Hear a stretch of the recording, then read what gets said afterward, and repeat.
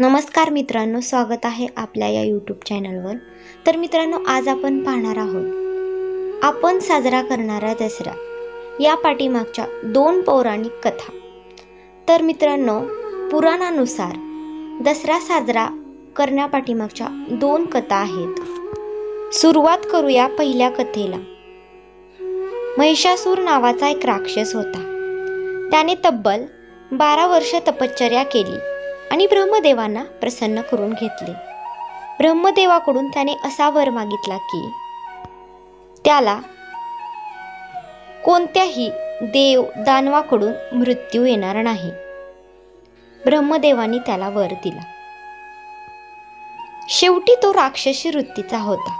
त्याने प्रथम पृथ्वी तलावर सगळ्यांना त्रास देऊन तिथे स्वतःचे राज्य प्रस्थापित करण्याचा प्रयत्न केला। तो एवढंच करून थांबला नाही, तर पुढे स्वर्गातल्याही देवांना तो त्रास देऊ लागला आणि स्वर्गाचे राज्य मिळवण्याचा प्रयत्न करू लागला। पुढे सर्व देवांनी त्रिदेवाकडे म्हणजे ब्रह्मा विष्णू महेश यांच्याकडे धाव घेतली। मग ब्रह्मा विष्णू महेश त्रिदेव व सर्व देवांनी मिळून आदिशक्तीला आवाहन केलं आणि पुढे आदिशक्ती निघाली महिषासुराचा वध करायला। महिषासूर आदिशक्ती यांचं युद्ध तब्बल 9 दिवस चालू राहिलं। अखेर 10व्या दिवशी आदिशक्तीने महिषासुराचा वध केला आणि म्हणजेच वाईटावर चांगल्याचा विजय झाला।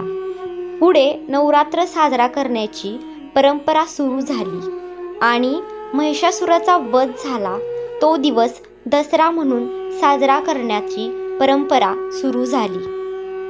दुसऱ्या कथेनुसार मर्यादा पुरुषोत्तम श्रीराम यांनी लंकेवर आक्रमण करण्यापूर्वी भगवती देवीची आराधना सुरू केली आणि पुढे 10व्या दिवशी त्यांनी रावणाला मारून लंकेवर विजय मिळवला।